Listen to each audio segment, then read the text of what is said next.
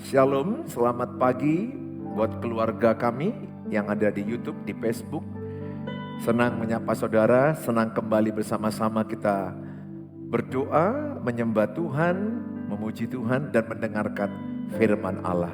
Mari kita datang menyembah Tuhan Yesus.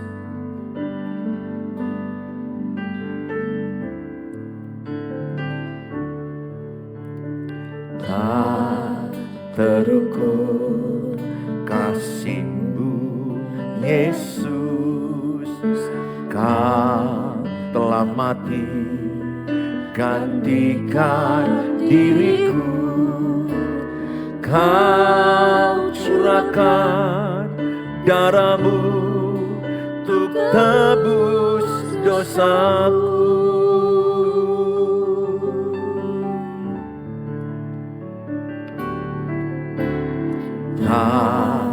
Terukur kasih-Mu Yesus, Kau telah mati gantikan diriku, Kau curahkan darah-Mu untuk tebus dosaku.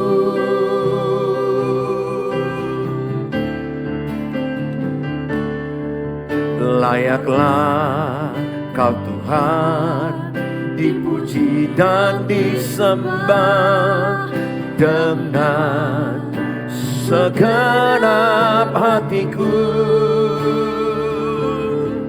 Layaklah Kau Tuhan dipuji dan disembah dengan segenap jiwa ragaku.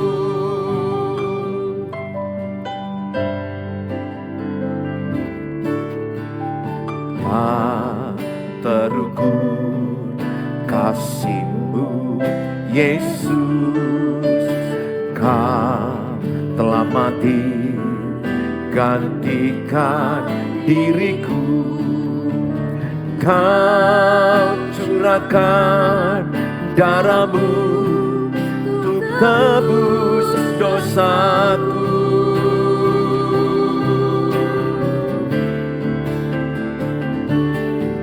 Layaklah Kau Tuhan dipuji dan disembah dengan segenap hatiku.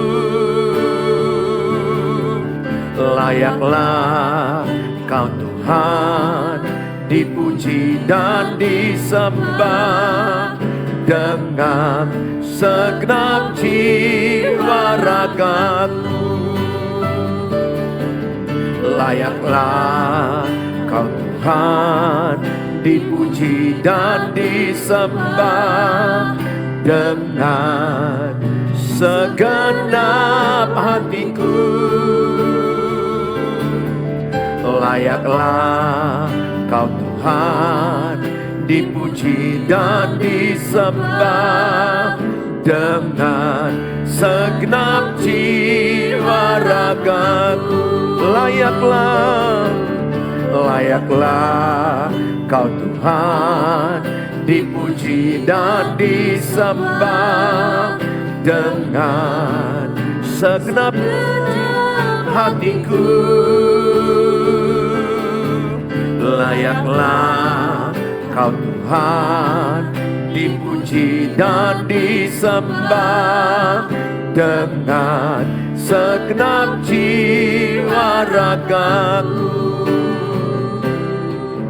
dengan segenap jiwa ragaku,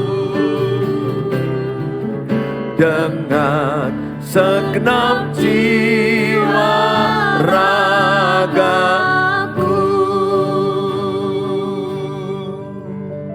Mari kita bersyukur buat kasih setia Tuhan ada pada kita.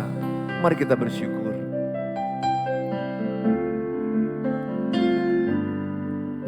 Ku bersyukur buat kasih-Mu menyelamatkan hidupku. Oh Yesus, Tuhan dan Rajaku. Dengan apa kan ku balas anugerah-Mu yang ajaib. Biarlah hidupku selalu menyenangkan hati-Mu. Sekali lagi kita katakan,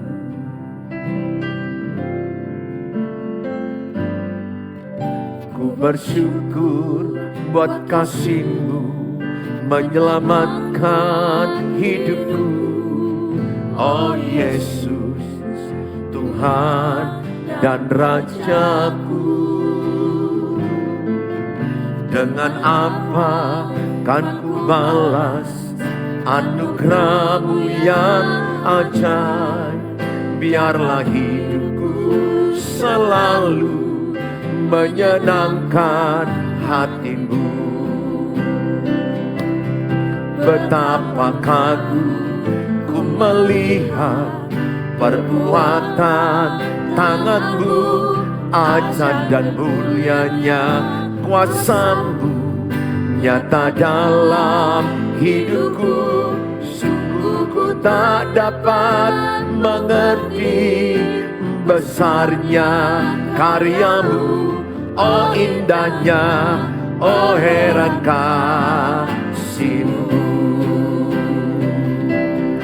Betapa kagum ku melihat perbuatan tangan-Mu, ajaib dan mulianya kuasa-Mu nyata dalam hidupku. Sungguh ku tak dapat mengerti besarnya karya-Mu. Oh indahnya, oh heran kasih-Mu.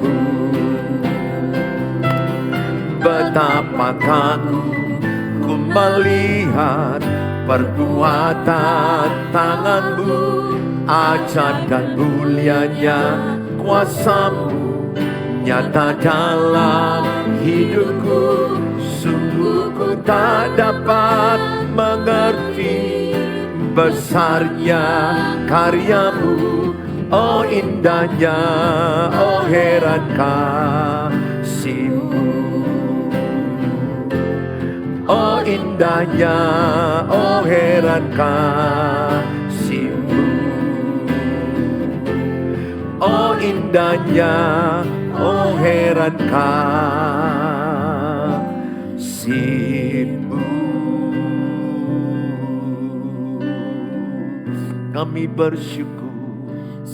Kami bersyukur Tuhan, besar kasih setia-Mu, besar karya-Mu.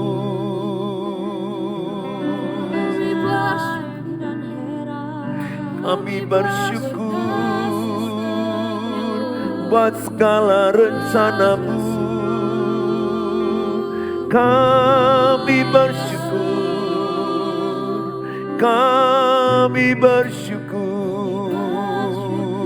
karya-Mu indah, rencana-Mu luar biasa bagi kami, bagi anak-anak-Mu. Kami bersyukur Tuhan, terima kasih. Oh, segala pujian, segala hormat, terpujilah nama-Mu selama-lamanya. Haleluya, haleluya. Terima kasih, terima kasih. Segala pujian, segala hormat, segala kemuliaan hanyalah bagi-Mu. Oh, terpujilah Kau, termulialah nama-Mu. Kami bersyukur, kami bersyukur buat karya-Mu, buat rencana-Mu bagi kami Tuhan.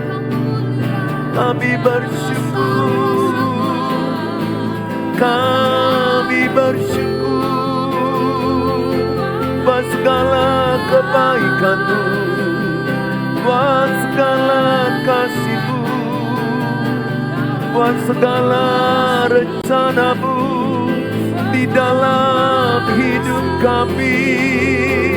Terima kasih, terima kasih. Berkatilah umat-Mu, berkatilah jemaat yang menyaksikan. Urapilah, berilah kekuatan, berilah semangat baru, hikmat makrifat daripada-Mu. Oh, terima kasih. Diberkatilah yang mengandalkan Tuhan, diberkatilah yang berserah, yang berharap hanya pada-Mu. Terima kasih Tuhan, terima kasih. Kami bersyukur, kami bersyukur. Segala pujian, segala hormat, terpujilah Engkau. Haleluya. Kasih Yesus indah dalam hidup kami. Biarlah kasih Yesus memenuhi semua umat-Mu yang menyaksikan. Kasih Yesus membuat kami kuat dalam penderitaan, membuat kami tetap berharap di tengah-tengah persoalan yang tidak siap-siapnya. Kasih Yesus adalah kekuatan kami.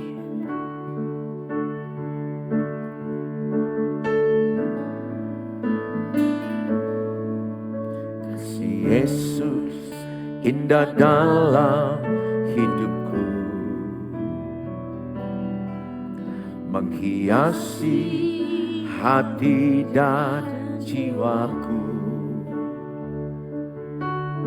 Ku tak dapat hidup tanpa kasih-Mu Tuhan. Pegang tanganku sepanjang jalanku. Kasih Yesus, kasih Yesus indah dalam hidupku, menghiasi hati dan jiwaku. Ku tak dapat hidup tanpa kasih-Mu Tuhan. Pegang tanganku sepanjang jalanku.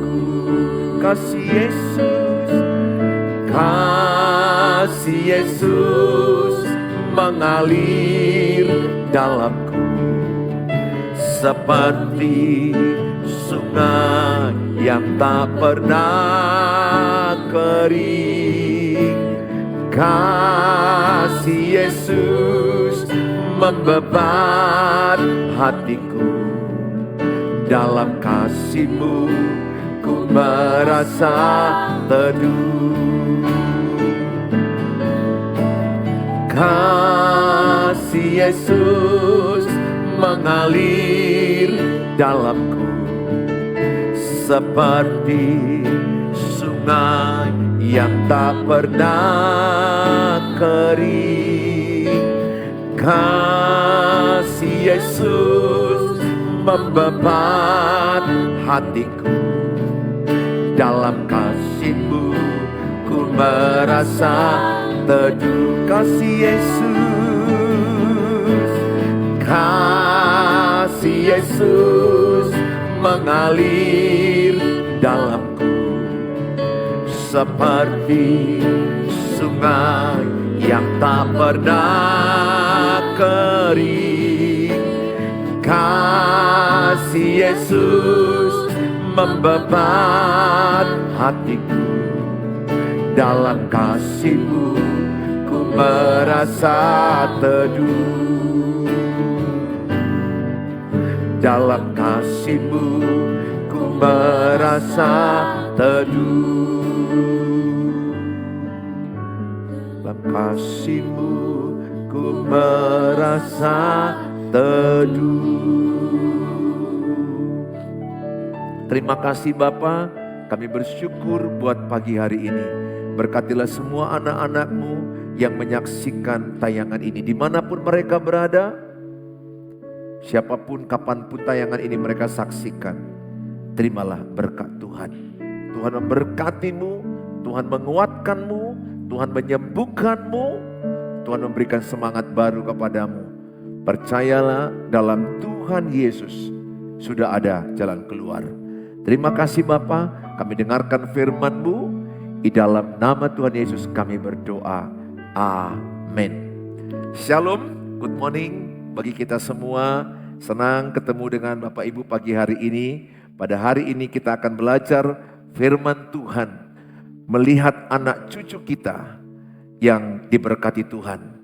Melihat anak cucu kita hidup dalam kebenaran. Itu tema yang saya akan bawa kepada kita pada hari ini. Bagaimana kita sangat penting melihat anak cucu kita hidup dalam kebenaran. Nah saudara yang saya kasihi, saya akan bacakan dalam kitab Ulangan pasal yang keempat. Tapi ayat pembukaan saya kasih pada 3 Yohanes 1 ayat 4. Bagiku tidak ada sukacita yang lebih besar daripada mendengar bahwa anak-anakku hidup dalam kebenaran. Saudara, ini suratan Yohanes kepada murid-muridnya, bahwa sukacita Yohanes terbesar adalah ketika dia melihat, ketika dia mendengar bahwa anak-anaknya hidup di dalam kebenaran. Anak-anak rohani, anak-anak fisik kita. Saudara, makanya saya buat temanya melihat anak cucu hidup dalam kebenaran. Sangat penting ini menjadi hal yang menguatkan kita, orang-orang tua, semangat hidup. Betul, hidup kita ini akan berakhir, kita akan masuk kepada yang namanya tua dan meninggal dunia. Masalahnya adalah apakah yang kita wariskan? Kitab Amsal berkata orang baik mewarisi yang baik kepada anak cucunya. Berarti orang yang tidak baik tidak mewariskan apa-apa kepada anak cucunya. Saya rindu sekali setiap kita orang-orang tua yang mendengarkan tayangan ini. Sangat-sangat setuju apa yang dikatakan Yohanes. Kita siap-siap aja meninggal kapan? Karena kita sudah dalam Tuhan Yesus. Filipi 1 ayat 21, hidup adalah Kristus, mati adalah keuntungan. Jadi bagi kita, kalau kita dipanggil Tuhan mati, ya itu adalah keuntungan. Karena kita percaya kita menerima hidup kekal. Kita tidak lagi ada dalam dunia yang penuh dengan penderitaan, kesulitan, ratap tangis. Tetapi yang menyedihkan kita orang tua ketika kita mau meninggal. Pengalaman saya lah ya ketika mau mati, saya merasakan yang paling saya pikirkan itu adalah bagaimana anak-anakku. Apakah mereka siap kami tinggalkan? Apakah mereka siap kutinggalkan? Maka sangat memotivasi tema hari ini. Melihat anak cucu hidup dalam kebenaran. Sekaya-kayanya anak cucu kita, kalau mereka tidak hidup dalam kebenaran, betapa menderitanya hidup orang tua itu. Betapa sedihnya. Katakanlah mereka kaya raya, pejabat, tapi mereka hidup korupsi, di penjara.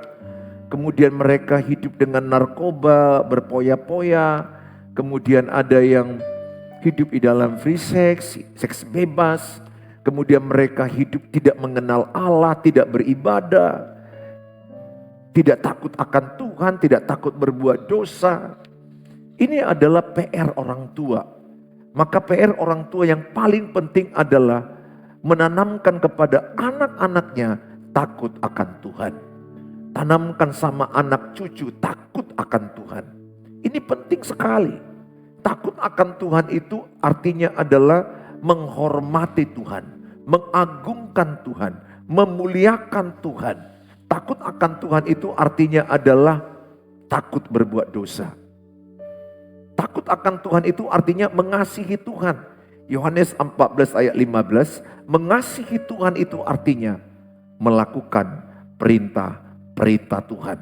Ini yang menjadi poin penting bagi kita orang tua.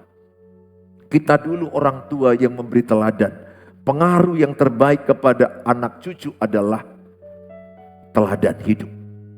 Teladan hidup artinya apa? Duluan kita yang melakukan firman Tuhan, baru anak-anak itu akan melihat dan melakukan apa yang mereka lihat. Kalau kita orang tua, papa mama takut akan Tuhan, takut berbuat dosa, takut melanggar peraturan-peraturan Tuhan, maka anak-anakmu juga akan sama takut akan Tuhan. Ingat, tidak jauh buah jatuh dari pokoknya. Sehingga yang paling utama bagi kita orang tua, adakah di hatimu punya kerinduan anak-anakmu tuh naik waktu demi waktu, bukan turun. Ada orang menggunakan hidup ini. Dalam kitab Efesus pasal yang kelima, ayat yang ke-15, ayat 16 dikatakan, perhatikanlah kebiasaan hidupmu sehari-hari. Perhatikanlah kebiasaan hidupmu, bagaimana hidupmu sehari-hari. Waktu ini adalah waktu yang jahat. Dalam Efesus 5, 15, 16 itu waktu yang jahat, maksudnya adalah itu disebut dengan poneros dalam bahasa Ibrani. Poneros artinya adalah ada orang menggunakan waktu, tapi hidupnya makin lama makin tidak berkualitas. Hidupnya makin menurun, hidupnya tidak berbobot, hidupnya tidak menjadi teladan. Harusnya kita orang tua, apa arti uban? Uban saya ini banyak. Uban Bapak Ibu juga mungkin sudah mulai ada. Uban itu dalam kitab Amsal dikatakan berhikmat. Uban itu melambangkan orang yang memberikan teladan hidup. Sehingga semakin tambah waktu kita hidup di dunia ini, semakin tambah usia, semakin tambah kita menjalani waktu ini, maka kita semakin berkualitas, semakin berbobot. Cara kita ngomong, cara kita menggunakan waktu, cara kita menggunakan keuangan, cara kita hidup sehari-hari, perbuatan kita sehari-hari. Ada orang semakin lama semakin menurun. Itu yang disebut jahat, poneros. Sehingga waktu yang digunakan dia itu tidak menguntungkan dia. Sebaliknya dalam Matius 5 ayat 48 dikatakan adalah, hendaklah engkau hidup sempurna sama seperti Bapamu sempurna. Sempurna di situ dalam bahasa Yunaninya adalah itu disebut, maaf tadi juga itu bahasa Yunani ya, poneros, dan ini adalah juga teleios. Dalam bahasa Yunani artinya adalah semakin hari, semakin bulan, semakin tahun, hidup orang itu semakin berkualitas, semakin bersinar. Cara dia bicara, cara dia bekerja, cara dia hidup sehari-hari. Terlebih dia jadi teladan bagi anak-anaknya, teladan bagi sekelilingnya, teladan bagi generasi muda, generasi yang di bawah kita. Bapak Ibu yang saya kasihi dalam nama Tuhan Yesus, saya mengajak hari ini, ayo bangkit, gunakan waktumu yang ada. Jangan mengeluh, jangan menyalahkan, jangan menuntut. Itu prinsip pribadi saya. Saya tidak mau mengeluh, saya tidak mau menyalahkan, saya tidak mau menuntut. Yang mau saya lakukan adalah saya mau berubah. Perubahan dimulai dari saya. Baik memimpin gereja dengan jemaat 2000 lebih yang beribadah setiap hari minggunya. Anak-anak saya ada 2 orang, ada istri saya. Ada usaha yang kami pimpin. Ada Yayasan Betel Sumatera yang lagi saya pimpin, saya sebagai ketua yang dipercayakan Tuhan. Yang saya lakukan adalah, Tuhan ubahlah saya, supaya lewat perubahan hidup saya, sekitar saya berubah. Jadi saya tidak menuntut orang berubah, saya memacu, memotivasi hidup saya bangkit untuk berubah. Bapak Ibu yang saya kasihi dalam nama Tuhan Yesus, saya mengajak supaya Bapak Ibu punya satu kerinduan melihat anak cucumu better and stronger. Melihat anak cucumu lebih baik dari kita. Melihat anak cucu itu lebih kuat dari kita. Betul, dalam pernikahan saya ada banyak kesalahan, ada banyak pertengkaran yang kami lewatin masa lalu. Ada banyak kebodohan. Kerinduan saya adalah anak-anak saya tidak perlu masuk kepada kebodohan kami. Nggak perlu harus banyak bertengkar. Nggak perlu harus saling menuntut dan menyalahkan. Maka apa yang saya lakukan? Saya upgrade diri saya, level up, naik ke atas. Sehingga saya mempertunjukkan kepada mereka saat ini. Tidak menuntut mereka, tidak ada suara nada yang tinggi, tidak bertengkar. Saya minta kasih karunia Tuhan oleh kuasa Roh Kudus. Supaya hidup saya menjadi contoh teladan di sisa waktu hidup ini.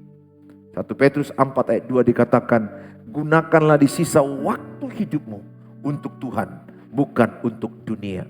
Saya nggak tahu berapa tahun lagi saya hidup, Bapak Ibu nggak tahu berapa tahun lagi hidup, tapi gunakanlah di sisa waktu hidup ini untuk level up, wake up, bangkit menjadi terang dan garam dunia, dimulai dari keluarga, Yerusalem, Yudea, Samaria, sampai ke ujung-ujung bumi. Itu yang menjadi kerinduan saya. Kita orang tua sadar banyak kesalahan, banyak kekurangan, banyak kebodohan. Saya kalau ingat berantem dengan istri saya, cekcok, bertengkar, adu mulut, maki-makian. Kalau saya ingat, aduh bodoh saya. Saya sampai begini, bodoh. Kenapa kata-kataku sampai menyakiti istriku. Nah, kebodohan yang pernah kulakukan, aku tidak mau lakukan lagi. Kegagalan yang pernah Bapak Ibu lakukan, jangan lagi lakukan supaya anakmu tidak melakukan kegagalan yang sama. Setiap kita pernah masa gelap, masa buruk, masa salah. Tapi kalau kita mau belajar, hidup ini belajar seumur hidup. Gak ada orang yang langsung pintar. Gak ada orang anak Tuhan yang langsung hidupnya kayak Yesus. Gak ada. Siapapun itu, pastilah pernah dia jatuh bangun. Salah, silap, pasti pernah dia melakukan dosa, pelanggaran. Tetapi ini yang perlu kita pelajari dari kitab Ulangan pasal yang keempat ini. Apa yang diingatkan oleh Musa kepada generasi baru, kepada generasi Yosua, generasi pengganti dia. Ulangan 4 ayat 1, maka sekarang hai orang Israel, dengarlah ketetapan dan peraturan yang kuajarkan kepadamu untuk dilakukan, supaya kamu hidup dan memasuki serta menduduki negeri yang diberikan kepadamu oleh Tuhan Allah nenek moyangmu. Ayat 2, Ulangan 4. Janganlah kamu menambahi apa yang kuperintahkan kepadamu dan janganlah kamu menguranginya. Dengan demikian kamu berpegang pada perintah Tuhan Allahmu yang kusampaikan kepadamu. Ayat 3, matamu sendiri telah melihat apa yang diperbuat Tuhan mengenai Baal Peor, sebab Tuhan Allahmu telah memunahkan dari tengah-tengahmu semua orang yang mengikuti Baal Peor. Sedangkan kamu sekalian yang berpaut pada Tuhan Allahmu masih hidup pada hari ini. Bapak Ibu, ini cerita bagaimana Musa menyadari bahwa dia tidak lama lagi akan meninggal dunia. Tentu dia di usia yang sudah mulai makin menua. Usianya yang semakin tua. Saudara, bagaimana dia sadar bahwa dia perlu mewariskan hal-hal penting. Dia mengingatkan kepada generasi baru di bawahnya, mana yang harus dilakukan, mana yang harus tidak dilakukan. Dia mengingatkan di ayat 2, jangan mengurangi, jangan menambahi hukum Taurat atau firman Allah. Kita gak boleh menambahi atau mengurangi firman Tuhan. Dan dia mengingatkan berulang-ulang, jangan menyembah patung-patung, Baal-Baal, dewa-dewa, berhala-berhala. Dia mengingatkan berulang-ulang, jangan jatuh dalam percabulan. Dia mengingatkan berulang-ulang untuk percaya kepada Allah yang Esa, Allah yang satu. Jangan percayai lagi ada Allah lain selain Allah. Selain Tuhan yang mereka percaya, tidak boleh menyembah patung, dewa-dewa, bentuk manusia atau bentuk hewan, bentuk apapun. Berhala itu artinya adalah ada saingan Tuhan, pembanding Tuhan dalam hidup orang pada waktu itu. Berhala modern. Sekarang mungkin kita nggak menyembah patung, tidak menyembah dewa-dewa, arwah-arwah. Ya masih ada juga orang Kristen mungkin masih percaya kepada arwah-arwah mati, percaya kepada apa kata Opung Mula Jalina Bolon, keyakinan-keyakinan yang sudah sinkritisme, yaitu yang salah. Tapi kebanyakan orang Kristen sekarang jatuh di dalam penyembahan berhala modern. Contoh, handphone ini menjadi berhala dia. Karena handphone ini digunakannya membuat dia tidak lagi berdoa, tidak lagi baca Alkitab, scroll, asik-asik sosial media, nggak lagi belajar, tidak lagi beribadah, tidak lagi dengar firman Tuhan, tidak ada waktu doa. Ini berhala. Hobi bisa berhala. Hobinya pergi jalan sini, hobinya pergi nongkrong ke sana. Hobi juga bisa jadi berhala. Berhala itu artinya adalah sesuatu yang lebih tinggi dari Tuhan. Itu berhala. Segala sesuatu yang nilainya lebih tinggi dari Tuhan, itu berhala. Bukankah kita sepakat Bapak Ibu bahwa Tuhan Yesuslah yang tertinggi dalam hidup kita. Dialah yang menjadi pusat hidup kita.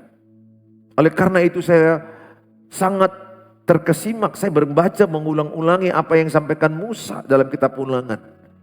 Betapa dia seriusnya mengingatkan generasi berikutnya. Musa itu mengalami masa-masa 40 tahun dia di Mesir, 40 tahun dia di pelarian, 40 tahun dia di dalam perjalanan. 120 tahun usia Musa. Dia sadar waktunya akan tiba untuk meninggalkan dunia ini. Dan dia terus mengingatkan generasi di bawahnya. Jangan lakukan penyembahan berhala. Jangan bersungut-sungut. 1 Korintus 10 ayat 10 dikatakan. Karena orang Israel bersungut-sungut, mereka dibinasakan di padang gurun. Karena orang Israel hidup dalam percabulan, mereka dibinasakan. Karena orang Israel hidup penyembahan berhala, mencobai Tuhan, mereka dibinasakan. 1 Korintus 10 ayat 5 sampai 10 jelas diterangkan bahwa semuanya apa yang pernah dilakukan oleh orang Israel menjadi peringatan bagi kita. Mesir itu melambangkan hidup lama, perbudakan. Tanah perjanjian itu melambangkan hidup baru di dalam Tuhan Yesus. Maka nasihat firman Tuhan ini diingatkannya terus kepada orang Israel. Supaya mereka tidak melihat murka Tuhan kepada mereka. Amarah Tuhan kepada mereka. Orang Israel itu sudah melihat mujizat. Mereka sudah lihat laut terbelah. Mereka sudah melihat bagaimana mujizat demi mujizat. Mereka makan dipelihara dengan mana. Mereka hidup dengan mujizat demi mujizat. Ada tiang awan, ada tiang api yang menuntun mereka. Dalam perjalanan di padang gurun itu ada air pahit, dimarah jadi manis. Ada banyak mujizat yang dipertontonkan Tuhan. Tapi mereka tetap mau menyembah patung-patung. Maka Tuhan sangat marah. Mereka mulai merendahkan Allah. Mereka mulai lari ke dewa-dewa lain. Pesan moral bagi kita. Bagaimanapun keadaan kita saat ini. Saya hanya mau katakan, yakinilah Tuhan Yesus nomor 1 dalam hidup kita. Jangan ada saingan-saingan dunia ini. Khususnya uang. Ada banyak orang karena uang, karena harta. Tidak punya waktu ibadah. Tidak punya waktu berdoa. Tidak punya waktu saat teduh. Mereka berkata, I hepeng dona mengatur portibion. Uangnya mengatur dunia ini. Dan banyak orang akibatnya tidak lagi beribadah, tidak lagi berdoa, atau beribadah tapi pikirannya bukan ke Tuhan. Dia lupa bahwa dia satu waktu akan meninggalkan semua apa yang dia cari. Dan dia akan mempertanggungjawabkan hidupnya. Saudara yang saya kasihi, kalau ingin melihat anak cucu hidup dalam kebenaran, kitalah orang tua mengajarkan kepada anak-anak. Aku rasa tidak salah kalau mereka masa kecil-kecil, masih umur 4-5 tahun, di bawah 12 tahun, agak ada tekanan paksa tanda kutip. Supaya keadaan ini jadi terbiasa mereka baca Alkitab. Memaksa anak makan kan bagus. Kalau anak nggak makan-makan, kurus, sakit, mati. Jadi ada bagusnya Bapak Ibu menanamkan sejak kecil mereka baca Alkitab. Karena firman itu adalah makanan rohani. Kita nggak hidup kalau nggak makan makanan yang kita makan tiap hari 3 kali sehari. Nah, makanan rohani itu firman Tuhan.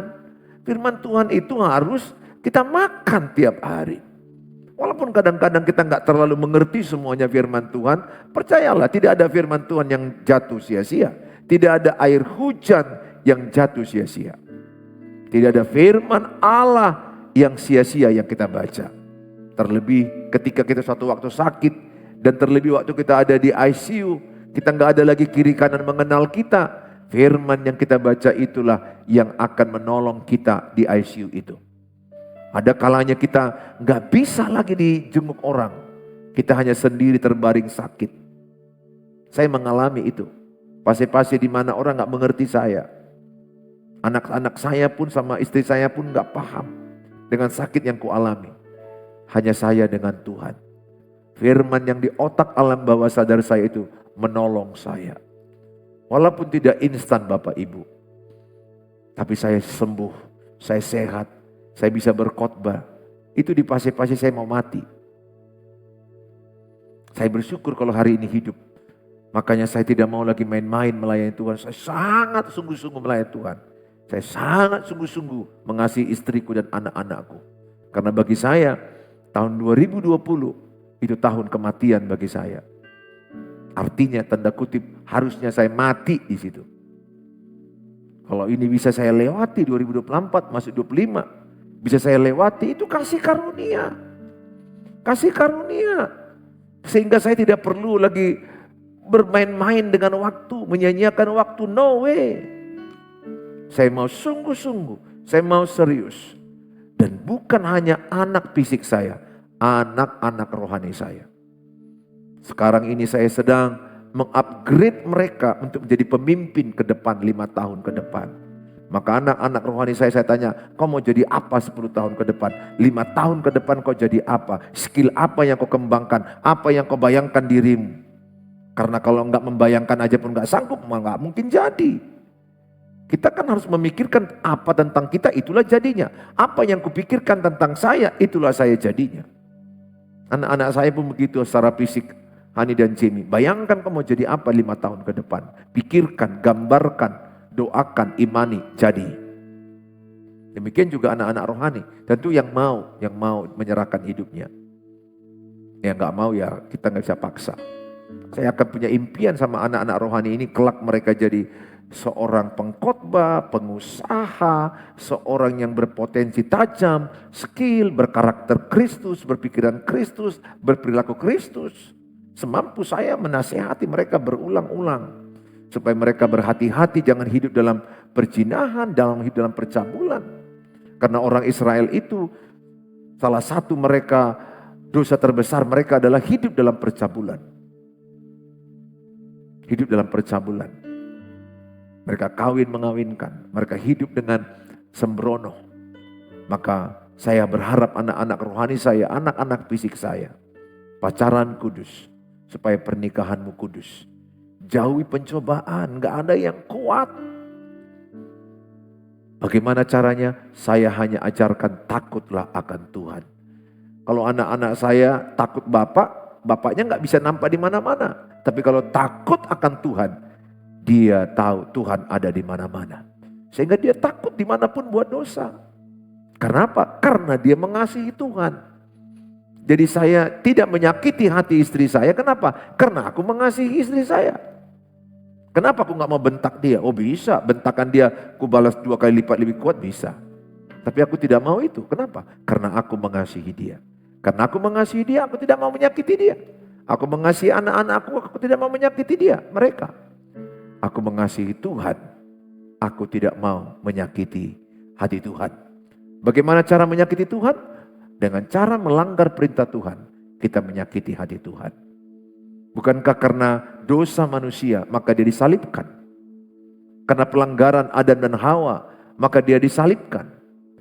Dosa itu ditebus dengan nyawa. Pesan penting bagi kita. Jadilah Bapak Ibu yang mengajarkan kepada anak-anak takut akan Tuhan. Nah kalau kita lihat pada ayat yang ketiga dibilang begini. Matamu sendiri telah melihat apa yang diperbuat Tuhan mengenai Baal Peor. Baal Peor ini adalah cerita iblis atau dewa-dewa, patung-patung. Jadi orang-orang Israel sebagian menyembah Baal Peor, dewa-dewa, patung, iblis. Dan apa yang terjadi? Mereka dipunahkan, dikatakan Allahmu telah memunahkan, dipunahkannya orang-orang yang menyembah patung-patung. Dengar Bapak Ibu yang saya kasihi. Beda orang yang menyembah Tuhan dengan orang yang tidak menyembah Tuhan. Ini yang semestinya ya. Jangan lihat yang realitanya ada orang ibadah, ada orang melayani, hidupnya brengsek kok, kacau kok, miskin kok, susah kok. Peminta-minta, peminjam-minjam gak bayar lagi, hidup perjinahan lagi. Please, itu gak contoh yang akurat di Alkitab. Itu mungkin ada terjadi. Dia gak memberikan kesaksian hidupnya sesuai dengan firman Allah. Yang benar itu begini dalam ayat yang keempat. Dikatakan pada ayat yang keempat. Pada ayat 4, sedangkan kamu sekalian yang berpaut pada Tuhan Allahmu masih hidup pada hari ini. Ayat 4, Allah berfirman. Pada ayat 3, orang yang menyembah dewa-dewa, patung-patung, menyembah dunia ini, punah hidup mereka. Tetapi ayat 4, mereka yang berpaut kepada Tuhan, mereka yang melekat pada Tuhan, Alkitab berkata mereka hidup. Yohanes 10 ayat 10 bilang begini, iblis datang untuk mencuri, membunuh, membinasakan. Tapi Yesus datang memberikan hidup, hidup yang berkelimpahan. Hidup di situ dalam bahasa Yunaninya Zoe. Zoe itu artinya adalah hidup Allah berlimpah-limpah dalam hidup orang yang dalam Tuhan Yesus. Dalam diri saya ada hidup Allah. Dalam dirimu ada Zoe. Yang artinya adalah hidup Kristus dalam dirimu. Maka kalau ada hidup Kristus dalam hidupmu, menurut ayat ini adalah engkau mengalami kehidupan Allah berlimpah-limpah. Ini tidak bicara masalah harta kaya yang paling utama, tidak. Bukan bicara masalah uang, jabatan, no, tidak. Tapi hidup Tuhan Yesus itu ada pada kita.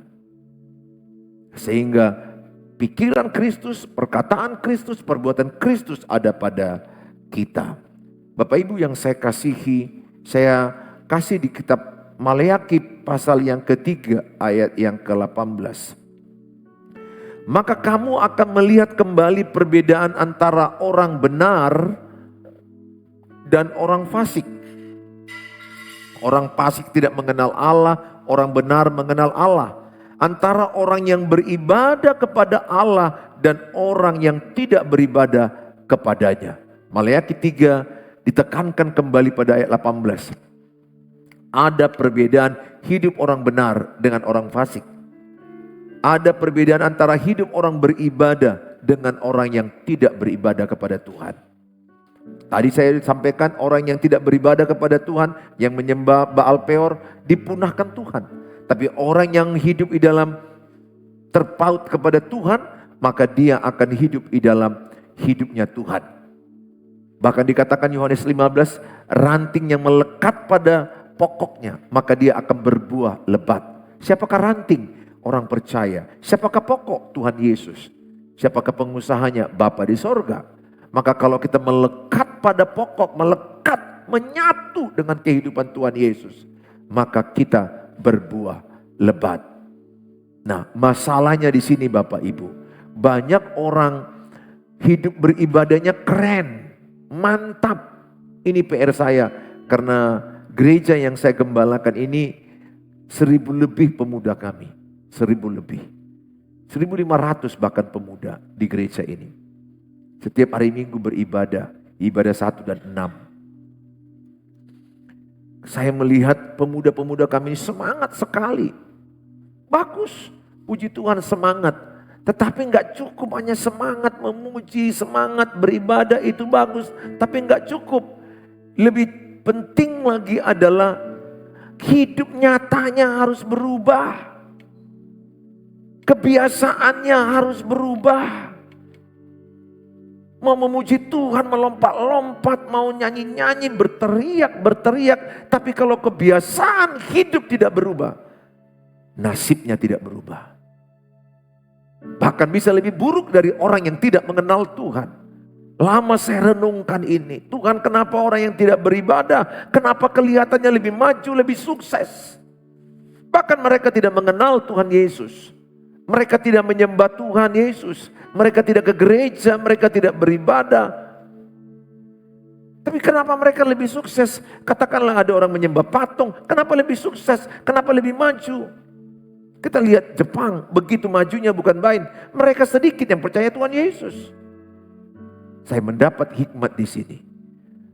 Mereka melakukan hidup yang benar dengan pola-pola prinsip-prinsip dunia yang sebenarnya prinsip-prinsip itu ada di Alkitab.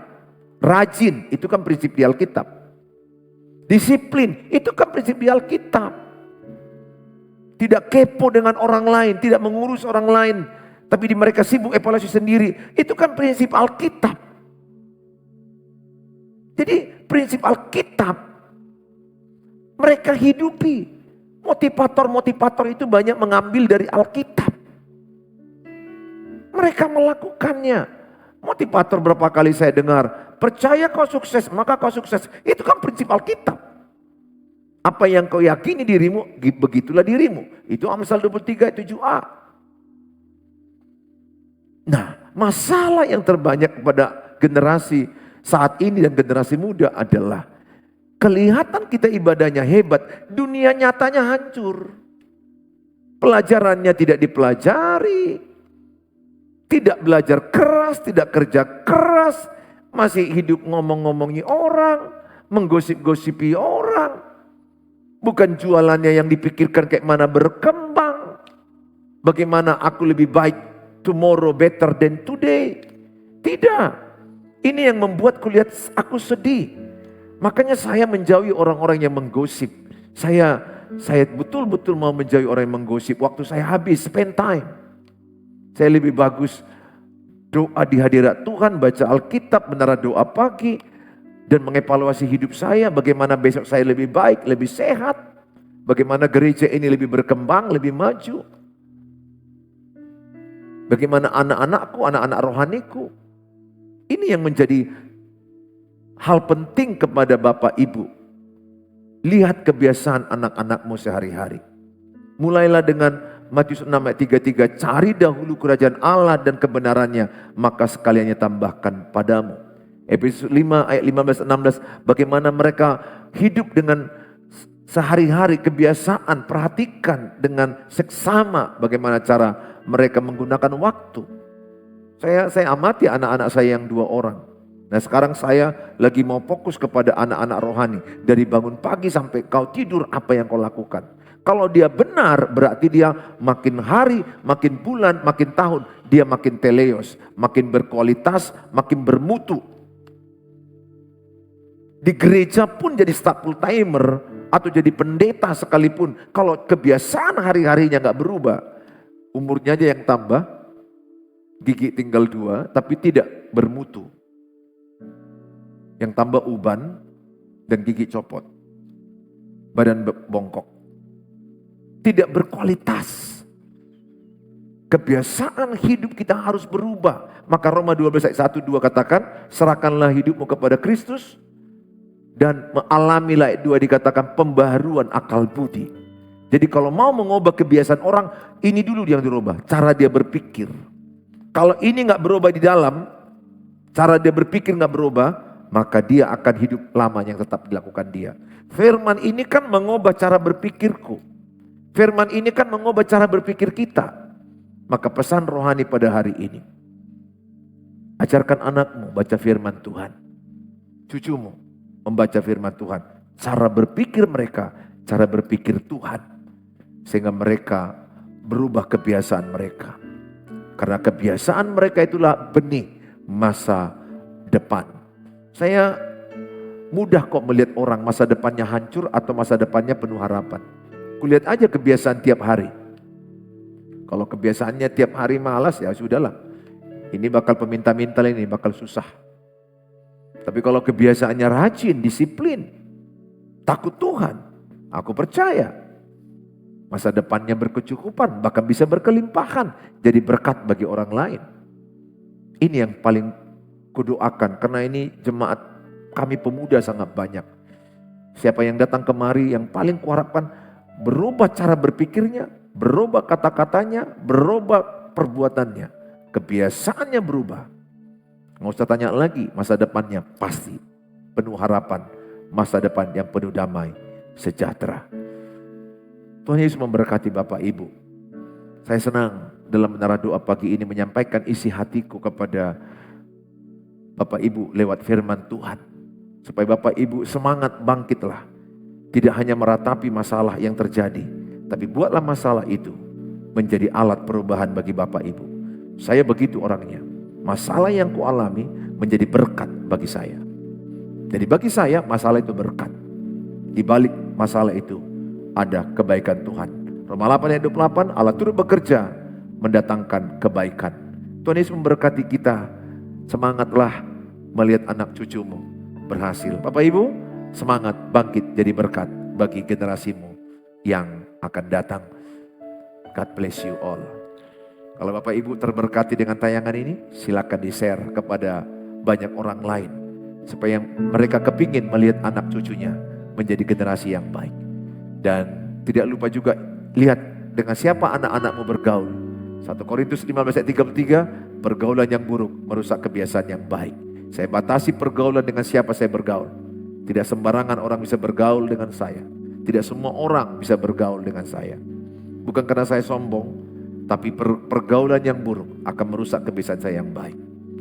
Kalau Bapak Ibu bergaul dengan orang 5 penggosip, maka Bapaklah penggosip yang ke-6. Kalau ibu bergaul dengan 5 orang peminjam-minjam uang, maka ibu yang ke-6 minjam-minjam uang. Kalau ibu bergaul dengan orang yang beribadah yang ke-5, maka ya ibu yang ke-6 suka ibadah. Kalau ibu bergaul dengan 5 orang yang rajin, maka ibu ke-6 yang rajin. Jadi yang 5 ini membentuk ibu. Ibu jadi apa? Jagai pergaulanmu. Kasihi semua orang betul, tapi pergaulan harus dibatasi. Ya, ini juga pesanku bagi anak-anak rohani, jagai pergaulan. Tidak ada yang kuat dengan pergaulan yang salah. Lama-lama akan salah. Tuhan Yesus memberkati saudara. Kalau Bapak Ibu ada topik-topik doa, silakan tuliskan di dalam kolom-kolom yang ada di Facebook dan yang ada di YouTube. Kami akan doakan. Kami serahkan kepada Tuhan Yesus. Mari kita berdoa. Bapa di sorga, dalam nama Tuhan Yesus, hamba-Mu berdoa kepada mereka yang sudah menuliskan apapun persoalan-persoalan mereka, baik saat ini, baik yang akan datang, mereka tuliskan hal-hal yang mereka ingin hamba-Mu doakan. Ada yang punya kerinduan sembuh dari sakit mereka. Hamba-Mu berdoa dalam nama Yesus, apapun sakit mereka, sembuhlah, urapilah obat-obat mereka. Dalam nama Yesus, terimalah kesembuhan dan perkatakanlah sembuh, sehat, kuat. Tuhan urapi dokter, rumah sakit yang mereka kunjungi, urapi obat-obat mereka. Beri mereka semangat baru. Di dalam Tuhan Yesus ada kesembuhan. Mereka yang sedang berjuang masalah keuangan, pekerjaan, usaha, penjualan tanah, penjualan rumah, hamba-Mu berdoa dalam nama Tuhan Yesus, berkatilah Mereka yang menuliskan di kolom-kolom di YouTube, di Facebook, hamba-Mu berdoa dalam nama Tuhan Yesus, urapilah dan Tuhanlah yang memampukan mereka untuk mengalami yang namanya kenaikan ekonomi, kenaikan keuangan, penjualan rumah, Tuhan berkati. Penjualan tanah, Tuhan berkati. Hamba-Mu juga berdoa kepada mereka yang bergumul masalah pernikahan, rumah tangga dalam nama Tuhan Yesus. Tolonglah mereka. Dalam Tuhan Yesus, biarlah mereka mengalami pemulihan suami istri. Suami yang lari kembali kepada keluarganya, istri yang lari kembali kepada keluarganya. Terjadilah keluarga yang rukun damai, keluarga yang bersatu hati. Anak-anaknya bertobat, anak-anaknya menjadi anak-anak yang takut akan Tuhan, anak-anak unggul, anak-anak yang generasi ilahi. Kami berdoa, setiap anak-anak yang Kau titipkan kepada kami, cucu yang Kau titipkan kepada kami, menjadi generasi yang takut akan Tuhan, takut berbuat dosa. Terima kasih Bapa, inilah doa kami Tuhan. Banyak lagi topik-topik doa yang belum kami sebutkan. Ada yang mencari pekerjaan, ada yang mencari jodoh, ada yang rindu punya keturunan. Hamba-Mu berdoa, berkatilah mereka. Di dalam nama Tuhan Yesus Kristus kami berdoa. Amin. Amin. Shalom. Sampai ketemu di waktu yang akan datang.